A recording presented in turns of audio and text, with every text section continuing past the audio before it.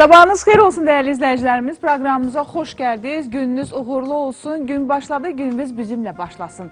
Bugün maraqlı bir mövzu ətrafında danışacağıq. Yol hərəkəti qaydaları, etik normalara riayət edilirikmi və bunun psixoloji təsirindən danışacağıq. Düşünürəm ki, maraqlı bir mövzu seçmişik və elə düşünməyin ki, yaxın bir saat ərzində biz sizə yol hərəkəti qaydaları haqqında danışacağıq və bununla bağlı çox dəyərli qonaqlarım var. Onlar artıq buradadır. Böyük bir məmnuniyyətlə onları dəvət etmək istəyirəm. Əlbəttə, yol hərəkəti qaydalarından danışırıqsa, Tural Yusifov mütləq iştirak etməlidir. Gəlin Tural, xoş gəlmişsiniz, həmkarım. Teleradio aparıcısı və eləcə də bloger Tural, xoş gəlmişsiniz. Necəsiniz? Buyurun, zəhmət olmasa əyləşin və psixoloji tərəfdən də biz bu məsələyə toxunacağıq. Psixoloq Təxminə Çələbi də bizimlə bərabərdir. Gəlin Təxminə xanım, xoş gəldiniz siz də. Ümidvaram ki, sizin də maraqlı fikirləriniz olacaq. Buyurun, zəhmət olmasa əyləşin və əlbəttə ki, dəyərli sənətçimiz, Respublikanın əməkdar artisti Zaur Əmiraslanov da bizimlə bərabər olacaq. Təbii ki,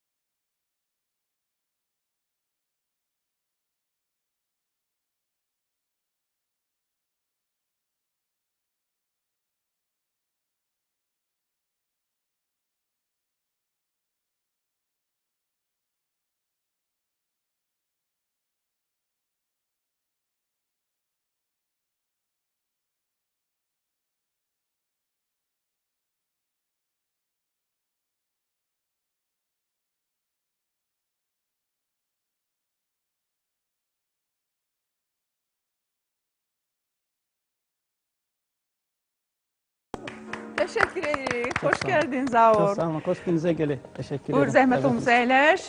Zaur ifa edə-edə bizim qonaqlarımız biraz belə fikrə daldılar sanki. Mahnı yaxşı mahnı. Doğrudan da keyfiyyətli mahnı hər zaman verir Təşəkkür edirəm, zövqlü Əl insandan afsusda belə. sükan arxasında olarkən. Hə, o sənə sükanda ayrıca bir stressdən çıxardır. Çünki mahnı o qədər pis olarsa və ya radio veriliş o qədər pis olarsa, sən əlavə əsəb keçirə bilərsən. Onun dediyi sözlər və ya mahnının sözləri o qədər sənə psixoloji olaraq alt-şur və təsir edə bilər ki, sən gedib, məsələn, qəza da törədə bilərsən. Elə mahnılar var, yəni səni sürətə, səni qəza etməyə vadar eləyir. İnsan özünü sanki bir filmin qəhrəmanı kimi hiss eləyir və başlayır özünü orada hiss eləyərək qaz verir və o divara dəyir. Yəni ona görə belə mahnılar dinləmək, yolda belə mahnılar dinləmək lazımdır. Təşəkkür edirəm. Bilmirəm, mənim fikrimlə razılaşacaqsınız yoxsa yox, amma ilk dəfə sükan arxasında əyləşərkən yəqin ki, öncədən artıq bəlli bir musiqi seçimimiz olur ki, tutaq ki, klassik musiqini dinləyəcəm ki, rahat olum, həzin-həzin musiqini dinləyərək öz yoluma davam edeyim, amma yavaş-yavaş artıq təcrübə artdığı halda yavaş-yavaş hər birimizin o səbir kasası bitir və aqressivləşirik, gərgin oluruq. İndi bilmirəm, bir çoxları bunu həyatın ritmini ilə əlaqələndirir, bir çoxları isə yaranmış tıxaclarla əlaqələndirir. Amma tıxacları da biz özümüz yaradırıq da, düzdür? Valla mən hər zaman o tərəfdarıyam və hər zaman da efirdə olduğum zaman vurğulayıram ki, Bakıda tıxacın olması gülməlidir. Çünki biz avtomobilləşmiş xalqlar siyasında deyilik. Bizdə avtomobil 1 milyon 600 min avtomobili var, 9 milyondan çox əhalimiz var, bunun 1 milyon 600 minin avtomobili var. Yəni bu avtomobilləşmiş ölkə deyil. Xalq olaraq avtomobilləşmiş deyilik. Şəhərin sadəcə olaraq müəyyən bir qismlərində müəyyən bir ana yolları var ki, tıxac adətən orada olur. O tıxacda nəyin ucbatından baş verir? Sadəcə olaraq biz səbirsizlik göstəririk. Bizdə öndə olan sürücülər hesab edirlər ki, onun işi, onun ailəsi, onun şəxsi həyatı, hətta onun toya getməyi digərlərindən daha önəmlidir. Bəli, o digərlərindən daha vacibdir. Yəni, svetofor qaydalar nə deyir? Yaşıl işıqda hərəkət etməlisən, amma qaydalarda bir bənd aşağı düşəndə yazır ki, əgər sən yaşılda yol ayrıcına daxil olub yolu tıxayacaqsansa, yəni tıxac yaradır, sən yol ayrıcına daxil olmamalısan. Yəni, bütün yaşıllarda hərəkət edə bilərən tipli bir şey yoxdur. Bütün dünyada da belədir, Azərbaycanda belədir. Amma bizdə yaşıl yanda, yol mənimdir də, girir yolun ortasına, o hesablaya bilmir, öncəni görmür, yolun ortasında dayanır. O biri tərəfdən gələn insanlar oldu, üzünü çöndərib bu təbii onları görmür. Sanki bir galaktika kəşf edəcək, göylərə falana baxır. O biri tərəfdən onlar siqnalı verirlər, əsəb və o əsəbdən dolayı daha sonra qəza baş verir. Statistika göstərir ki, insanlar qəzaya ən çox evlərinə ən yaxın məsafədə düşürlər. Çünki səbirsizlər, bu svetoforda keçimi artıq evə dönəcəm, orada məni yemək gözləyir, ailəm gözləyir və orada tap deyirlər. Yəni, psixoloji aspektləri daha yaxşı bilər, amma o statistika onu göstərir ki, insanlar ən çox qəzaya evlərinə yaxın yerdə düşürlər. Başlayımdan başlayım ki, sükan arxasındasınız sizdən. Aha, lap yaxşı. Bugün bizim üçün dərdimiz də oldu, yəni danışılsa çox sözlərimiz olacaq. Sizin baxışınız necədir bu məsələ ilə bağlı? Mən bu fikirlə çox razıyam ki, insanlar əslində xarakterlə necədir və necə yaşayırsa, sükan arxasında özünü məsələ aparır. Və biz ümumi belə vəziyyətə baxsaq, görərik ki, insanlarımız çox aqressiv yaşayır və bunu bəzən egoizmlə əlaqələndirirlər. Yəni, yol mənimdir, siz deyən kimi və s. Amma əslində insan dərinliyinə getsə, egoist olsa, özünü nə qədər sevmədiyinin fərqində olar. Çünki qanunlar onları pozmaq üçündür deyənlər əslində yəni özünü çox sevdiyini zənn etsə də əslində heç sevmir. Çünki qanunlar bizim hüququmuzu qoruyur. Və mən əgər təhlükəsiz kəmərindən özüm üçün istifadə eləmirəm, cərimə verməmək üçün istifadə eləyirəmsə, bu artıq gülüncdür. Yəni, burada sənin özünə, insan bu qədər mi özünü sevməz? Hətta burada belə bir tendensiya var idi ki, yox, kəməri bağlamam, mən həyatda kəməri bağlamam, mənim ürəyim sıxılır. Ürəyim sıxılır, hə. Və yaxud da ki, özünə ayıb bilənlər də var idi, amma şükürlər olsun deyəsən bu məsələ artıq çözüldü. Bu taksi sürücülərində belə bir problem var. Siz əyləşirsiniz taksiyə, özü bağlayıb, sən bağlamasın ki, problem yoxdur, mən yaxşı sürürəm. Və avtomatik cavab, ya sən yaxşı sürürsən, mən sənə inanırım. Bəs o tərəf sağdan gələn, bəlkə o pis sürür. Yəni, mən niyə görə sənə görə öz həyatımı risk atmalıyım? Çünki insanlar elə bilir ki, bu qanuna riayət edəndə kiməsə jest eləyir. Məsəl üçün, piyada keçdiyi zaman və yaxud biz piyadaya yol verdiyimiz zaman sırf bal yazılmasın deyə veririksə, bunu bir özümüzdən sorğulamağımız lazımdır ki, yəni, insan nə qədər özünü çox sevsə, o qədər qanunlara riayət eləyəcək. Çünki qanunlar məhz mənim təhlükəsizliyim üçündür, mənim öz həyatımı qorumağım üçündür. Və əslində sükan arxasında olmaq, insan dərinliyinə getsə, özü ilə tək qaldığı, özü ilə istirahət edə biləcəyi bir məkandır. Və biz tıxaclardan da bunun üçün istifadə edə bilərik. Zaten mənim bu qədər vaxtım var. Və bunu hansısa bir az öncəki gözəl musiqi dinləyib fikirlərimizi qaydasına sala bilərik və yaxud hansısa bir planlaşdırdığımız işi düşünə öyrənə bilərik. Nəinki digərinin yoluna girib və bir-birimizə qarşılıqlı aqressiya göstərərək öz egomuzu sübut eləməyə. Yəni, biz burada artıq sükan kimi baxmırıq, yəni şəxsi münasibətlərə belə çevrilir. Yəni, məsələn, tıxaclarda mən həmişə pəncərəni bağlayıram ki, eşitməyim ki, bir-biri ilə nələr danışırlar da. Əgər sükan arxasında qadındırsa, artıq yəni nələr düşünür, bir onlar bilir, bir də onların Allahı da bilir. Və kişilərə elə Hər gəlir bir ki, şey də qadın üzərinədir. Əşi, qadındır da, sükan arxasında, Yəni- bəllidir, bu tıxacları onlar yaradır, yol hərəkəti qaydasını bilmirlər. Amma halbuki ən çox qanunlara riayət edən qadınlardır. Çünki qanunu Bəlkə pozmağı bir qismi də. bacarmırlar. Yox, Yəni o qədər təcrübələri Qadında yoxdur. sadəcə analıq hissi və özünü qoruma instinkti güclüdür. Yəni bir qadın asta-asta avtomobilini saxlayır, sağa baxır, sola baxır. Bu adətən özünü qorumaq instinktidir. Bu özünü qorumaq üçün dayanır sakitcə.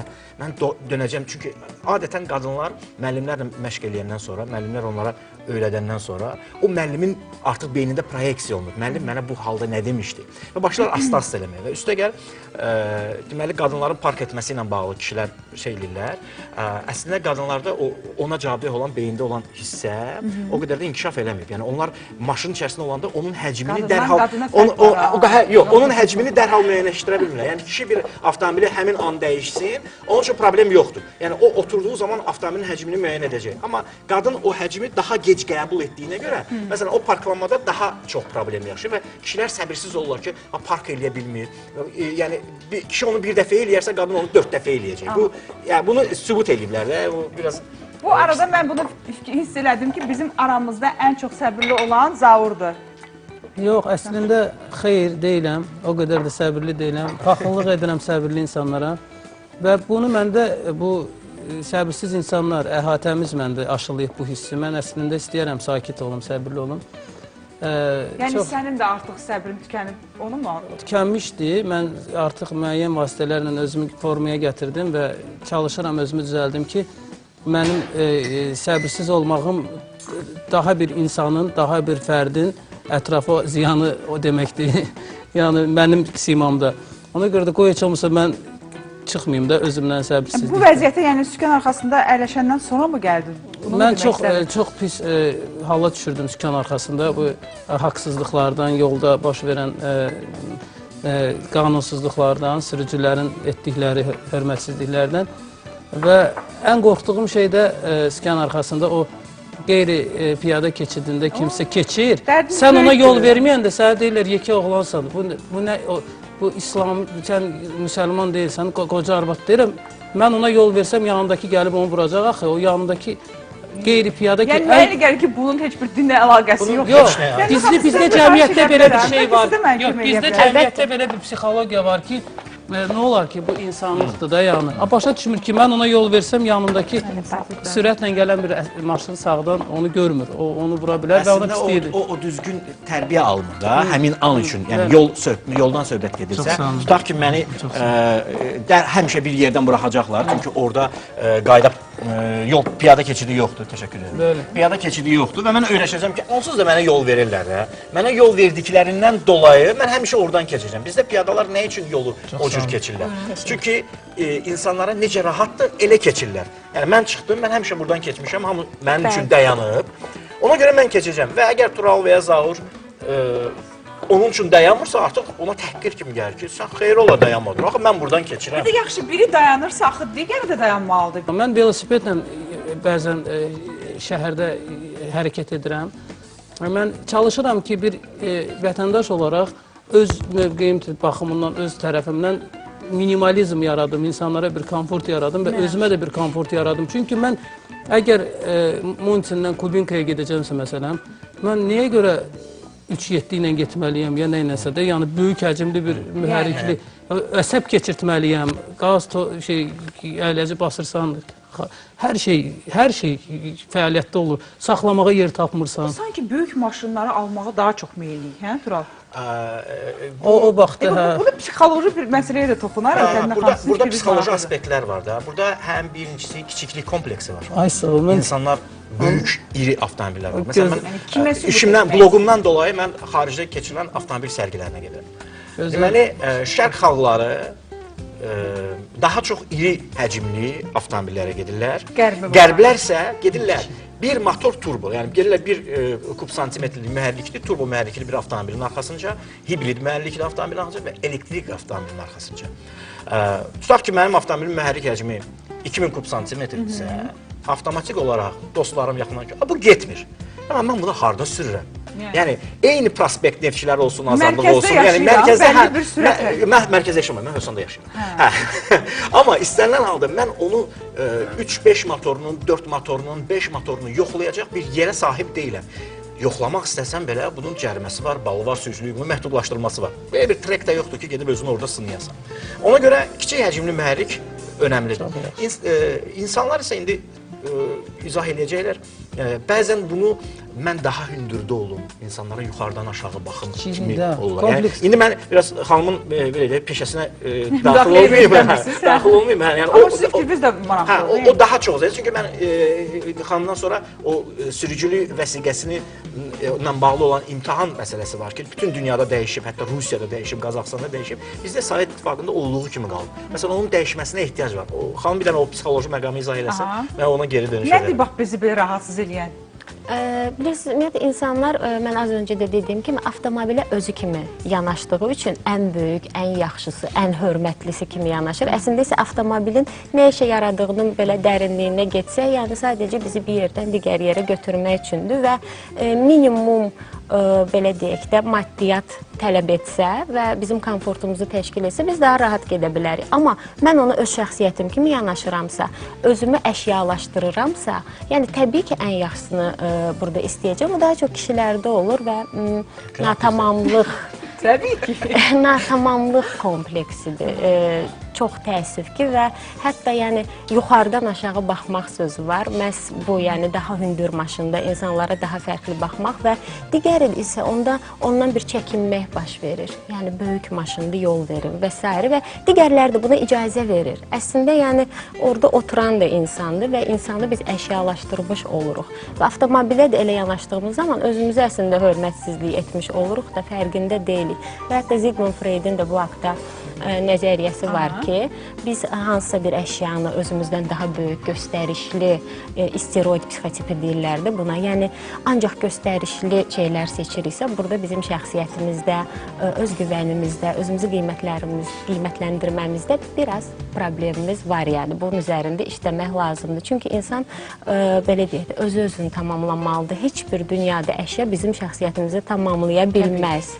Amma biz belə rahat təbii deyirik də, normalda yəni çıxdığımız zaman... Bu riayət edirikmi, yoxsa yox? Eləmir. Əslində, bu qeyd etdim ki, biz bugün yol hərəkəti qaydalarından deyil də, etik normalara riayət edirikmi, yoxsa yox? Mənə gəlir ki, ən çox qıcıqlandırıcı faktor budur, elə deyil. Misal üçün, məni narahat edən məsələlərdən biri budur ki, mən sükan arxasında olarkən, tutaq ki, işıqforda dayanıramsa, digər maşınla, avtomobillə olan məsafəni qorumurlar və o məni qıcıqlandırır. Misal üçün, görürəm ki, tutaq ki, mən həddindən artıq böyük bir məsafə qoymuşam, bir balaca irəli gəlir. Mən irəli gəldikcə o da sıxır. Mən irəli gəldikcə dirənib baxıram düzgüdəki, yəni sən nə etmək istəyirsən? Onsuz da dirənmişik, dayanmışıq. Bundan oyanası yoxdur da, elə deyil.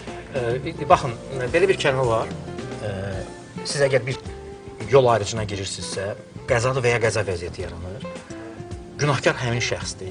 Onun birinci kəlməsi nə olur? Görmürsən mən qəhərə. Hə, yəni. Yəni, Nə gözəl. Nəyə gəlmir? Maşının böyüdür, mənim avtomobilim qara rəngdədir, nömrələrimi görmürsən, mən bu qədər işıq yandırmışım, sən məni görmürsən, sən onu tanımırsan da həyatında bəlkə də ilk dəfə bir yerdə qarşılaşırsın və bir də qarşılaşmayacaqsın. Onun birinci sözü budur, sən məni görmürsən.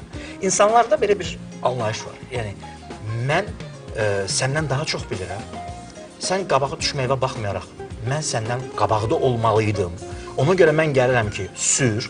Siz fikir verin, o svetoforun o qırmızı işığından yaşıl işığına keçən an var. Həmən siqnallar basılır, həmən. Fizika elmi hələ ki o barədə susur, yəni tapa bilmirlər ki, o saniyə necə tutursan ki, sən siqnal verirsin, sür. İndi yandır. Ən çox qıcıqlandıran amillərdən də biri də budur. Amma qaydalar nədir? Qayda deyir ki, sənə yaşıl yananda yolun ortasında qalan sürücülərə və hərəkətini bitirməkdə olan piyadalara yol verməz. Sənə yaşıl yansa belə, sən hərəkət etməməlisən. Çünki sənin birinci yaşılın həmin adamın son anda yanan qırmızısıdır. Çünki qaydalar deyir ki, adam yol ayrıcına daxil olanda, sürücü daxil olanda, svetoforun rəngi dəyişəndə, əgər qəfil dayana bilməyəcəksə, o hərəkətini davam etdirməlidir. Bu nə deməkdir? Qırmızı yanır, amma o dayana bilmir. Girir yol ayrıcına. Sən buradan yaşıl yanır. Mən o mənimdir. Qazı bassın. İkiniz də toqquşursunuz. Günahkar kimdir? Sən yaşılda keçməyə baxmayaraq, günah ki səndədir. Məsələ odur ki, bizdə bu barədə düşünmürlər. Niyə görə? Dediyim kimi, Sovet İttifaqı vaxtında olan imtahan prosesi bizdə qalıb. Siz 10 sualdan 9-una doğru cavab verirsiniz və keçirsiniz təcrübə imtahanına, 10 dəqiqə təcrübə imtahan verirsiniz. Bunun nəticəsində sizə sürücülük vəsiqəsi verirlər.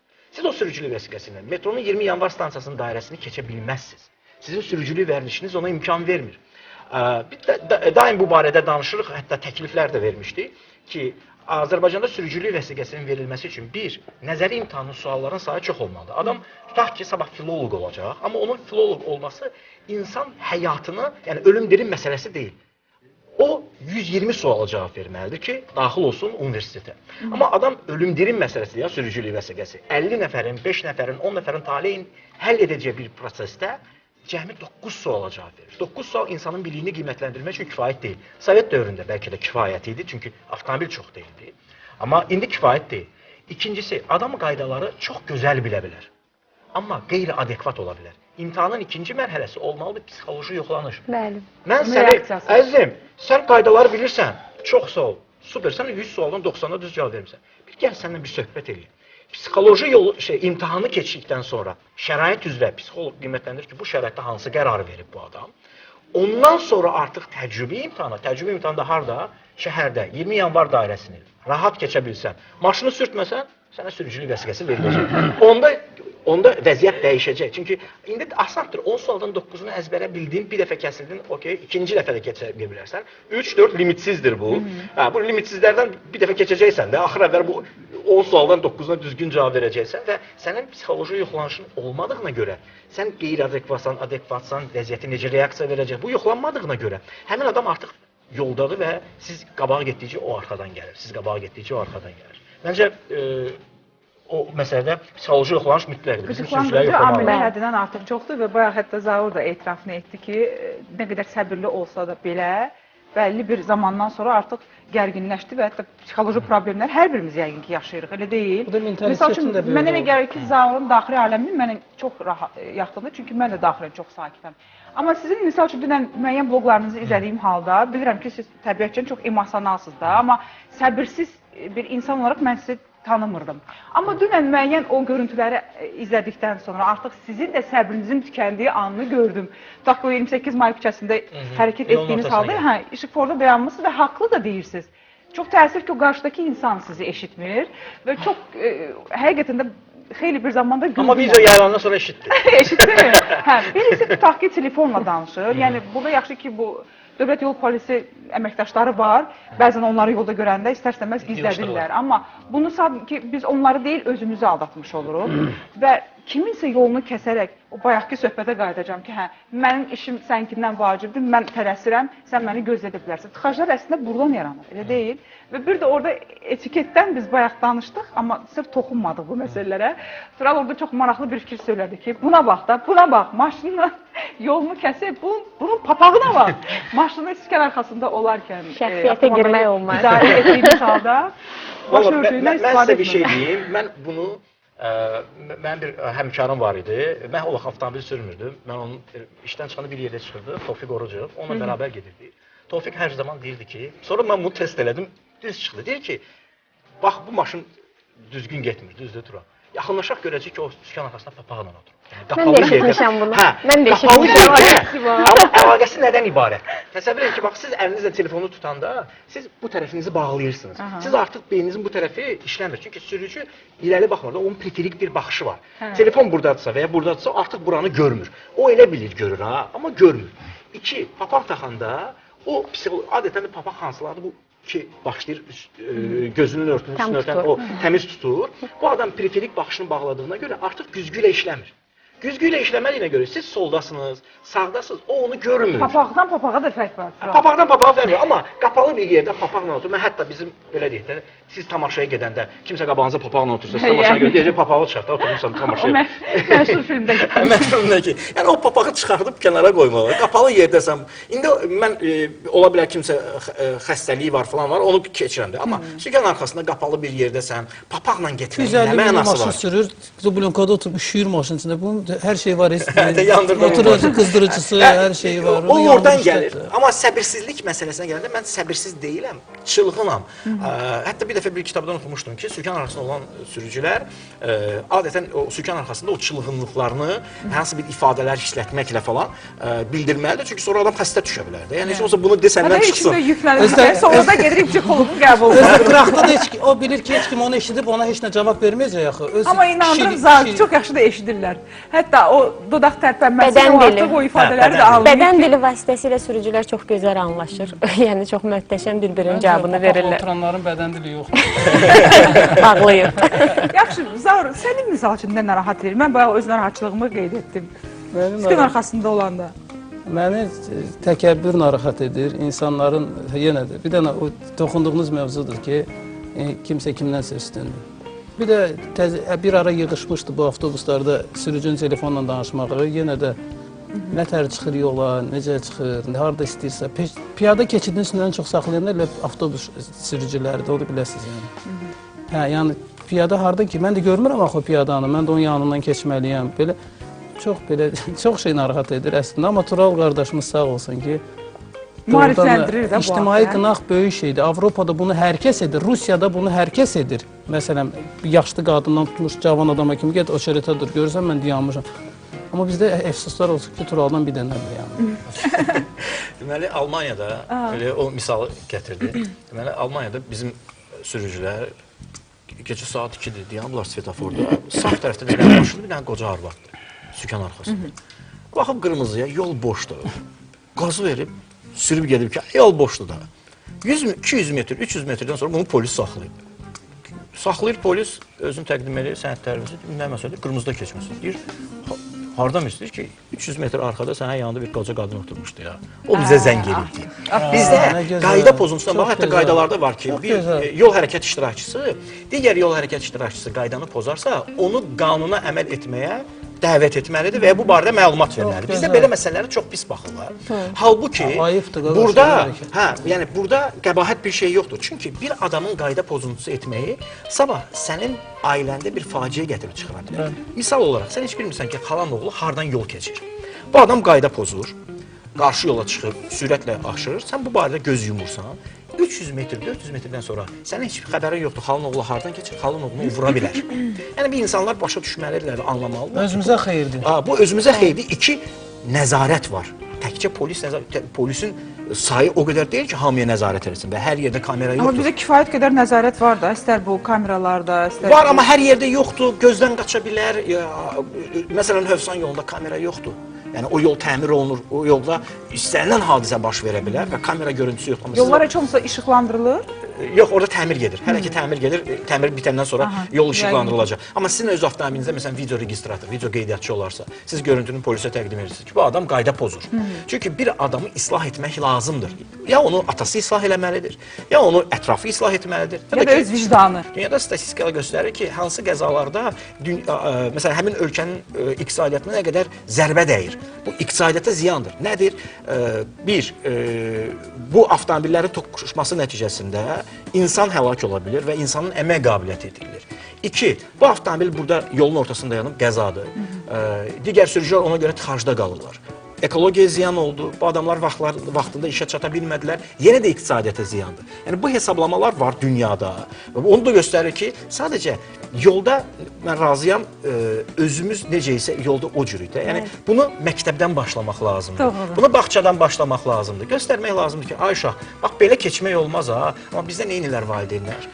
Hər dəfə göstərilir, uşağın əlindən tutur və piyada keçidi olmayan yerdən keçir. Siz ona nəsə deyəndə ki, uşağa yazıqdır, o irad bildirir, kobudluq edir, qeyri-adekvat davranır. Sən neynəcəksən? Yəni, hadisə baş verəndə isə sən günahçısızsan, günahkarsın söhbət edir. Onun mənəvi əziyyəti sənə bəs eləyər. Sən heç tutulmaya da bilərsən, sən günahsızsan, sənə bəraət verirlər. Amma onun mənəvi əziyyəti, sən hər dəfə oradan keçəndə hətta avtomobilə nifrət də edə bilərsən. Ən çox da Təminə xanım istərdim ki, bu məsələ ilə bağlı fikrinizi bildirəsiniz.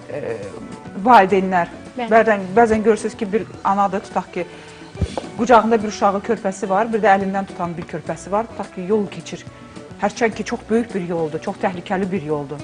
Orada bilirsiniz, məhz ən pis tərəfi budur ki, ana məhz uşaqlara güvənərək oradan keçir ki, uşaqlara onsuz da yol mən keçəcəm, verəcəklər. onsuz da Yəni verməlidirlər. İdarə edən şəxs dayanacaq. Ya da uşaq var deyə dayanacaq. Bu çox məntiqsiz bir fikirdir təbii ki və yenə dediyimiz kimi ana onun fərqində deyil. Təəssüf ki, fərqində deyil və mən bayaq siz dediyiniz sözə də bir şey əlavə eləmək istəyirəm ki, məsəl üçün biz deyirik ki, məsəl üçün qanunları biz gedib deməliyik və yaxud pozmalıyıq, pozanları zəng edib deməliyik. Amma bizdə ailədən, uşaqlıqdan, yəni bunu xəbərçilik kimi ifşa edirik və uşağa tərbiyə eləyəndə, yəni xəbərçi olma, özünü həll elə, yəni sən də onu vurardın və s. müəllimə niyə deyirsən? Yəni bunun axırı gəlir, indi bu qanun pozmalara kimi gəlir, çıxır və bir də ki, biz uşaqlara öyrətdiyimiz zaman, indi sizin suala şamil eləmək istəyirəm ki, məsəl üçün, böyüklərə yer ver, uşaqlı qadınlara yer ver və s. Bunu analar da yanlış anlaya bilir. Yəni, yol mənimdir, çünki mənim qucağımda körpəm var. Yəni, yol, qanun var, birincisi. Qanuna əsasən də onu da kənara qoysaq, insanların insanlığına sığınaraq, yəni özünü ölümə atmaq kimi bir şeydir və biz bunu millətin mənəvi dəyərləri kimi görürük və təəssüf budur ki, yəni bizim mənəvi dəyərlərlə qanunlarımız üst-üstə düşmür. Biz bu haqda danışacağıq qısa fasilədən sonra.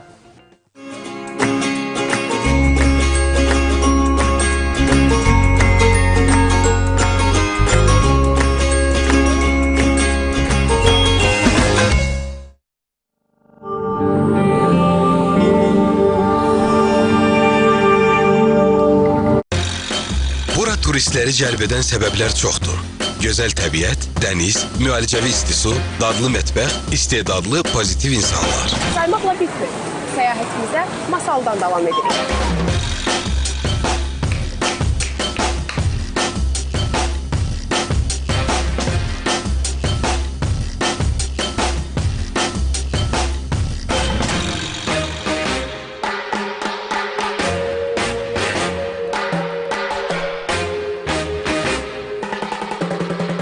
Bugün 16:30'da Günel'le seyahatle obamızı tanıyaq.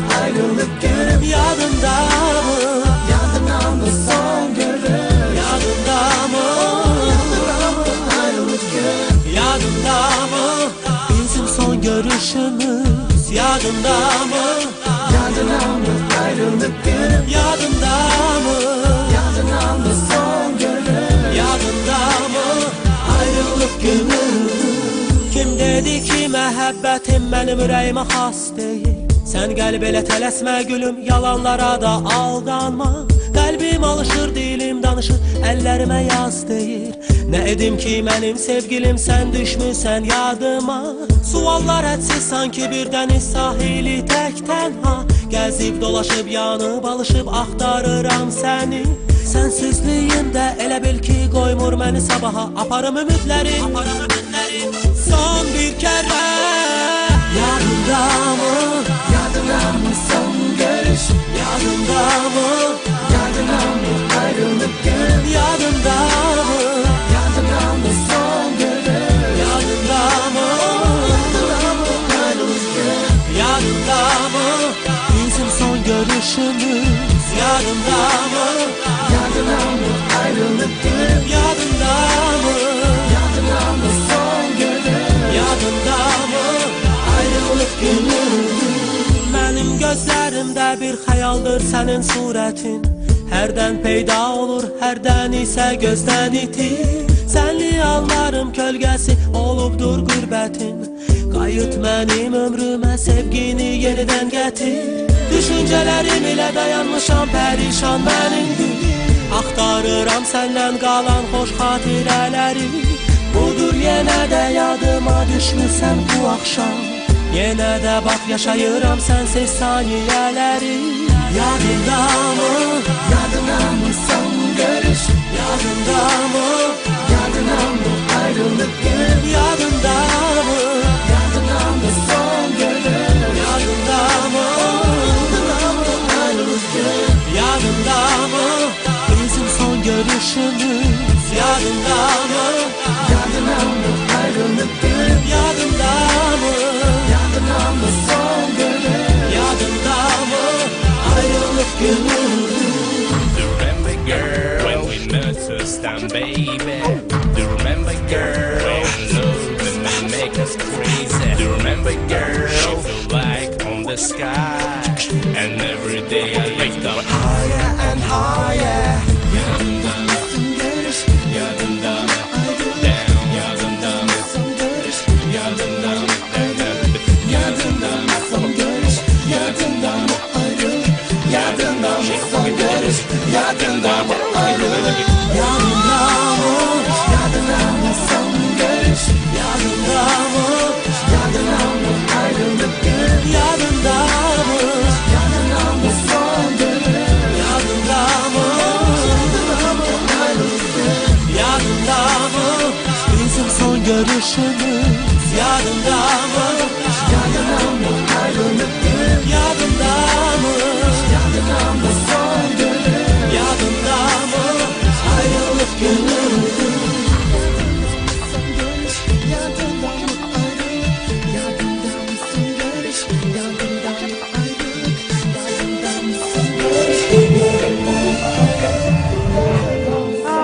Təşəkkür edirik Zaur, çox gözəl ifadə Çox sağ ol. etdin. Çox Düzdür? sağ ol. Həqiqətən Çox sağ ol. mən əslində mahnılara belə xüsusi seçimdən radioçu olduğuma görə mahnıya önəm verirəm.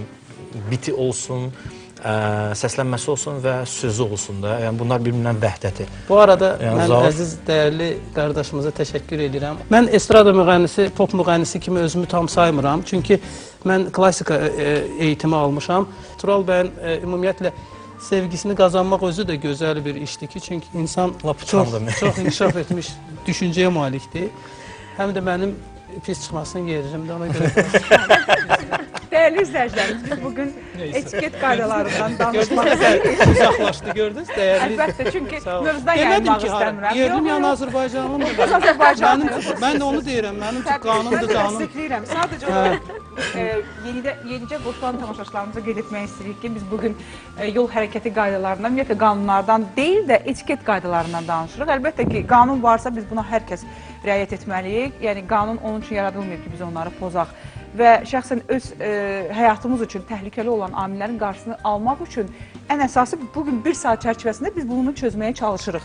Nə qədər riayət edəcəklər onu deyə bilmərəm. Amma o söz ki, hər zaman ifadə olunur, bu qanun pozmaq üçün yaradılır.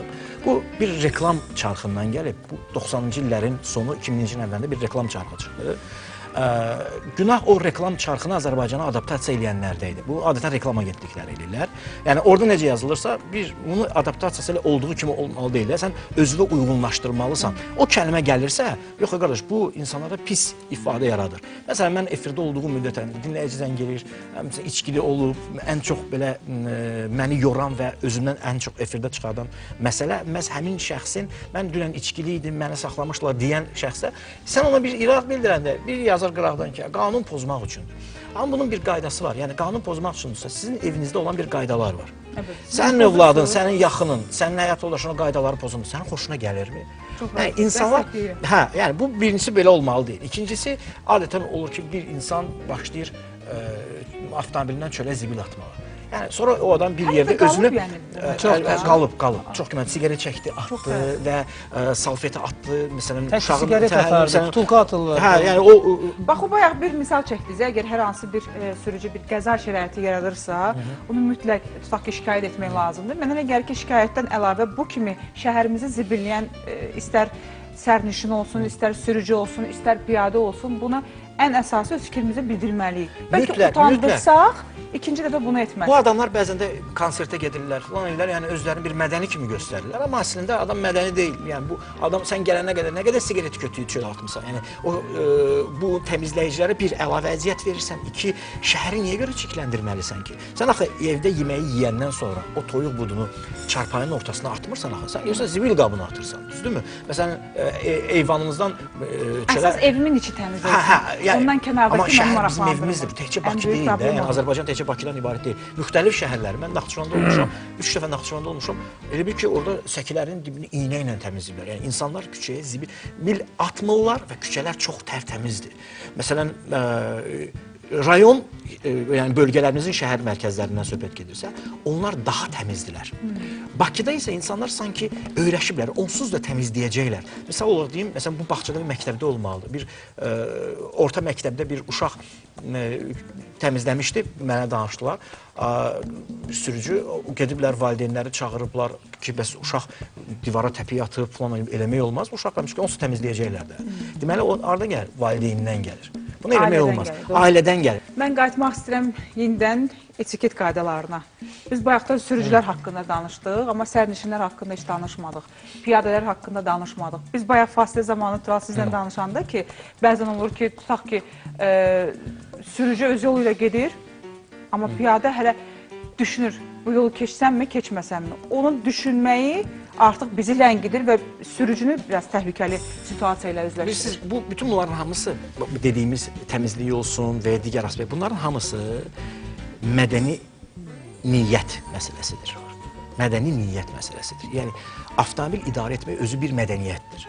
Bunun ayrı cür adlandırım, necə istəyirsiniz adlandıraq, bu bir mədəniyyətdir. Yolu keçmək də bir mədəniyyətdir. Yəni, sən yolu necə keçəcəksən, özündən başqalarını da düşünməlisən. Mən gəldim, 4 zolaqlı yoldur, dayandım yolun kənarında. Bir, mən bu yolu necə keçəcəm deyə düşünməliyəm. Amma insanlar necə rahatdır deyə keçirlər. Mən həmişə buradan keçmişəm də, xeyr ola, mən buradan keçməyim. Amma 100 metr irəliyə getsə, orada piyada keçidini görə bilər, svetoforu görə bilər. Hə, bəzi yerlərdə yolun planlaması ucbatından piyada keçidləri yoxdur, amma artıq o məsələni həll ediblər. O yerlər haqqında dövlət proqramına salınıb, o səkilər falan olacaq. Amma indiki halda mən yolu necə keçməliyəm? Bizdə nə olur? Bizdə biz ona pərvanə effekti deyirik. Pərvanə effekti nədir? Sən yolun ortasına gəlirsən, irəli, arxaya yellənməyə başlayırsan, pərvanə necə özünü alov vurmaq istəyər. Çəkilişə gələrkən belə bir situasiya yarandı. Həmin situasiyada siz gəlirsiniz, bu yellənir, siz fikirləşirsiniz ki, yəqin getməz. O da fikirləşir ki, yəqin gedər, dayanar və ikiniz də kiminsə dayanacağını düşünərək eyni anda yola atıldığınıza görə, xüsusən onlar yola açılırlar güllə kimi, bu zaman nə baş verir? Bu zaman qəza baş verir. Çexovun belə bir fikir var, deyir ki, əgər birinci səhnədə divardan, xalçadan tüfəng asılıbsa, o ikinci səhnədə mütləq açılacaq, mütləq istifadə edəcək. Əgər yolun kənarında piyada varsa, o mütləq yola çıxacaq, o elə belə orada dayanmayıb, o mütləq yolu keçəcək. Və ya sürücülər fikirləşirlər ki, bu dayanıb yolun ortasında, mən bunun qabağından keçsəm, daha rahat keçərəm. O da fikirləşir ki, fikir verin piyadalar heç vaxt sizə baxmırlar. Onlar həmişə sizdən sonrakına baxırlar. O düşünür ki, siz onu görürsünüz. O mənə görür də, mən arxadakına baxım ki, o necədir? Ay sağ ol. İndi məsələ odur. Siz onun qabağından keçmək istəyəcəksiniz. Amma insan heç vaxt arxaya doğru çox addım ata bilməz. O ancaq irəliyə doğru addım ata bilər. Ona görə siz onun arxasından heç olmasa 2 addım keçməlisiniz ki, o bir addım atanda sizə dəyməsin, qolu güzgüzünüzə dəysə o fırlanıb başqa maşının altına düşə bilər. Yəni bunlar hamısı xırda elementlərdir. Çox təəssüf ki, bizə sürücülük kurslarında bunu izah eləmirlər. Üstəgəl bizdə axı hər zaman şablonu öyrədirlər. Siz nə etməlisiniz? Hərəkətə başlamazdan öncə məsələn, avtomobilin ətrafına dövr vurmaq lazımdır. Çox təəssüf ki, indi bizdə adətən bir görürsünüz, xəbərlərdə falan da çıxır ki, ata maşınını arxaya verəndə öz övladını vurub. Niyə? Çünki sən avtomobilin bir ətrafına fırlanmamısan. Sən bilməmsən ki, uşaq oradadır. Sən oturduğun, elə bilirsən çəkiləcək. Heç kim yoxdursa belə, heç olmasa avtomobilin təkərinə baxmalısan, bəlkə orada bir problem var. Mütləq. Əgər söhbət etiketdən gedirsə, ümumiyyətlə, mən sükan arxasına əyləşdimsə, bunu hərəkətə gətirməyə başlayıramsa, mən artıq tək olmadığımın qənaətində olmalıyam ki, mən tək deyiləm. Məndən başqa da yol hərəkət iştirakçıları var, piyadalar var, velosipedçilər var, avtobus var, sərnişinlər var, mənim avtomobilimə oturacaq sərnişinlər var. Mən avtomobilimi o cür idarə etməliyəm ki, onlara da narahatlıq yaratmayım. Zaur məsələyə toxundu, velosiped sürmək məsələsində dedi. Yəni mən digərlərinə narahatlıq yaratmayım deyə düşünərək yola çıxarıbsa, Bəlkə də biz hər birimiz fərd olaraq belə fikirlə yola çıxsaq, bu tıxacların da qarşısını almış olacağıq. heç bir problem olmaz. Bilmirəm, mən yenə də hansısa sizin bir bloqunuzu izləyərkən baxdım. Deyəsən Fransadaydınız.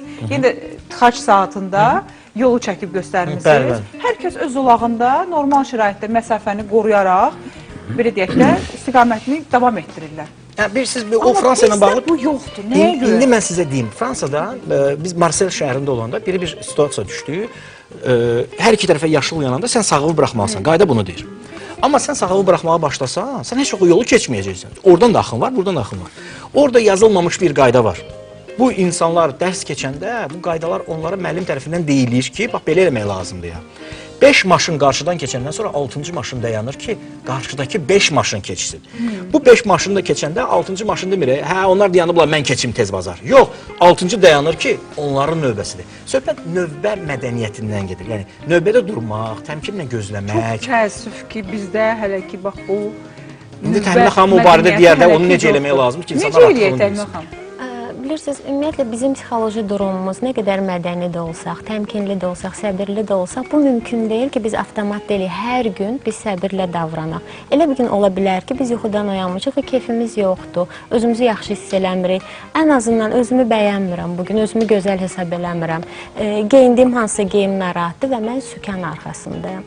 Və mən çox rica etmək istəyirəm ki, belə şeylərə boş şey kimi baxmaq olmaz. Əgər siz özünüzü narahat hiss edirsinizsə, yəni Özümü bugün narahat hiss edirəmsə, mən bugün sükan arxasında da narahat olacağam. Bəli, çünki seanslar zamanı qəzaların yaranma səbəbi, məsəl üçün 2 il öncə qəzadan sonra panik atakdan əziyyət çəkən insan və biz qəza necə oldu sualını verəndə fikirli idim, əsəbi idim, həmin gün ümumiyyətlə pis oyanmışdım. Çox primitiv, adi bir səbəblər çıxır və bu piyadalara da aiddir. Həmin gün yəni fikirliyiksə, yəni avtopilotda hərəkət eləmək olmaz.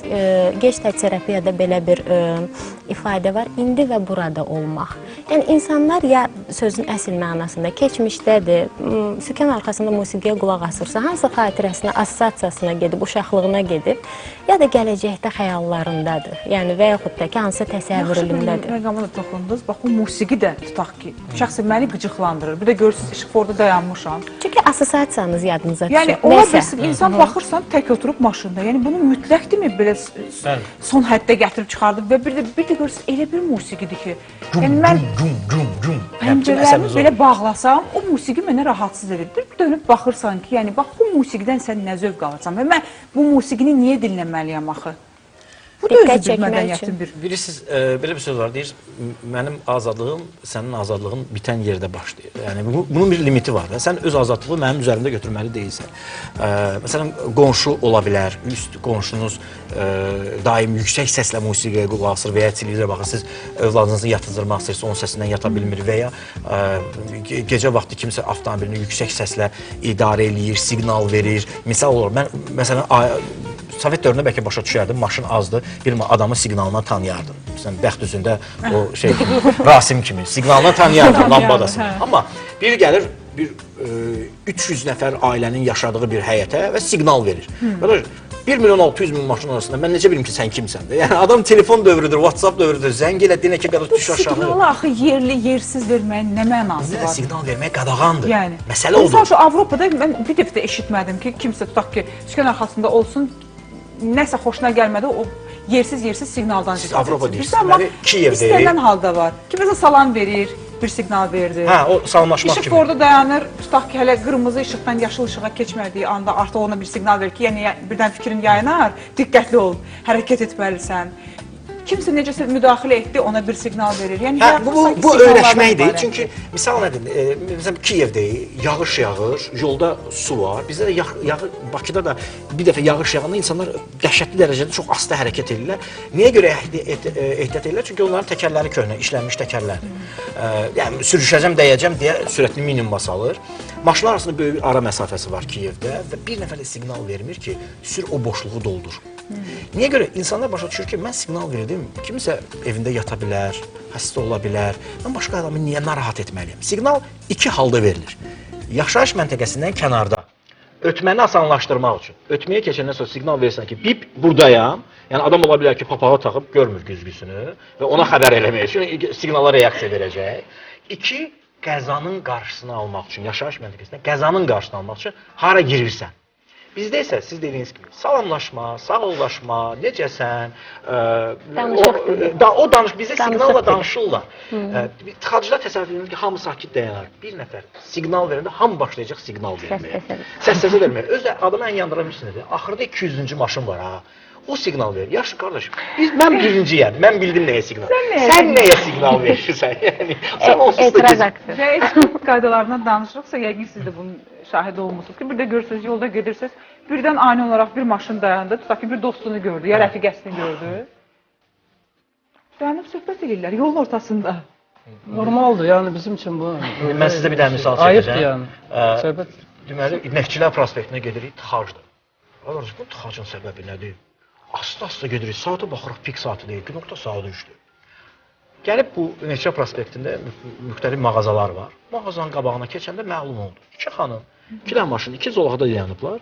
Stenddə asılan şubaya baxırdılar, yəni kürkə baxırdılar. Orada hamı o yanına keçəndə siqnal verirdi də. Yəni orada yaşayan insanlara yazığım gəldi ki, yəni hər adam gəlib o xanımlara siqnal verməyə özünə borc bilirdi ki, sürf bir yerdə saxla, gəl nə Ondan gedirsə. sonra kimə gedib baxırsan, bax da. Kürkə, yəni bu kişilərə də aiddir. Kişilər kürkə baxmırlar, söhbət eləyirlər, öz problemlərini həll edirlər, yol istəyənlər var. Məsələn, həmişə axtaran insanlar var. Fikir verirsiniz, sağ zolaqda çox asta-asta gedir bu adam. Fikirləşin, o adam axtarır. O daim axtarır. Naviqasiyanın olduğu bir dövrdə müxtəlif naviqasiya proqramları, hətta şükür Allah, Azərbaycan dilində naviqasiya proqramı olduğu halda bu adam sadəcə yola baxa-baxa gedir, çox asta sürətdə və o axtardığına görə hamı arxadan ləngir görürsə, Onunla bərabər axtarır. Onunla bərabər axtarır. Bu tapsaydı mən çıxıb gedərdim işimə gücümə də. Yəni bütün onlar bizdə avtomobil idarəetmə çox stresslidir. Yəni həqiqətən əsəbli. Çünki hərə öz problemini, hamı öz problemini sükan arxasında həll edir. Sükan arxasından düşəndən sonra artıq gedir yeməyə, restorana, filmə, həm tamaşaya, gedir başqa yerdə əylənir. Amma bütün problemlər harda həll olunur? Hətta ailə problemləri, evlənmə və boşanma sükan arxasında baş verir. Çünki ora artıq Günümüzün əksər hissəsini çünki sükanın arxasında keçirtmiş oluruq. İndi burada müxtəlif səbəblər ola bilər. Bu tıxac ola bilər, bu bilmirəm bəlkə uzun məsafəyə bir yola çıxır deyə orada bütün həyatın problemlərini həll edir. evə məsələ qalmır da. O da doğru. Bəlkə də o yaxşıdır bir tərəfdən. Amma əslində Tural, bizim məqsədimiz budur ki, heç olmasa bu 1 saat çərçivəsində biz bunları danışırıqsa, bəlkə kimsə eşitdi, kimsə kiməsə ötürdü bu məlumatı, bəlkə də özü haqqında bugün müəyyən bir rəvayətimi deyim, hadisəni eşitdi, bəlkə də bundan sonra özünə bir dərs olaraq çıxardacaq və nəticə itibarilə bunları etməyəcək. Heç olmasa tıxaclarımızın sayı azalsın. Çox maraqlıdır ki, tıxaclardan danışırıq, yəni bütün dünyada ola bilər. Ola bilər yox, var. Amma sadəcə olaraq burada Bizdə olmamalıdır əslində. Bizdə olmamalıdır. O bitirə bildi. Hər halda sizin sahəniz bu sizə aiddir də. Siz daha yaxşı bilirsiniz. Qaydasını, qanunu, avtomobili idarə etməsi filan kimi. Amma bir sakin kimi, nə bilim, bir izləyici kimi kənardan baxanda mən bu yaxınlarda təsadüfən internetdə bir video rastlaşdım. Deyəsən Bambeyidə idi. İşıqfor yoxdur və tıxac da yoxdur. Avtomobillər o qədər gülünç şəkildə idarə edirlər, amma heç kimə də mane olmur. İranda da elədir. Öyrəşiblər. İranda da elədir. Bizdə niyə yoxdur? Mən arzulamıram ki, bizdə olsun. Birincisi. Çünki o cür trafikin olması doğru deyil. Bu Lagosa da aiddir, Nigeriyanın paytaxtı, bu digər Afrika ölkələrinə baxır. Yəni o idarə edilməz bir trafikdir. O indi videoda görsənir ki, o idarə olunur da, özləri idarə. Amma bir balaca problem yaşanan kimi ora idarə olunmaz bir yerə çevriləcək. Keçilməz bir yer olacaq.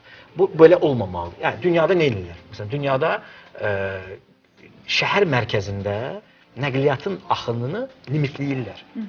Ora olur piyadalar üçün. Bizdə piyadalar üçün hərəkət etməyə səki demək olar ki, qalmayıb. Yollar enlənib. Onun ötürücülük qabiliyyətini artırmaq istəyəndə belə bir kitab var, Trafik adlanır. Bu New Yorkda tıxacın səbəbini göstərən bir kitabdır. Yol nə qədər enlidirsə, ora daha çox maşın gəlir. Yaşayış məntəqələrinin kənarı, yəni şəhərlər arası yolun enli olması burada problem yoxdur. Şəhər içərisində yolun enli olması ora daha çox avtomobil axınını gətirib çıxarır.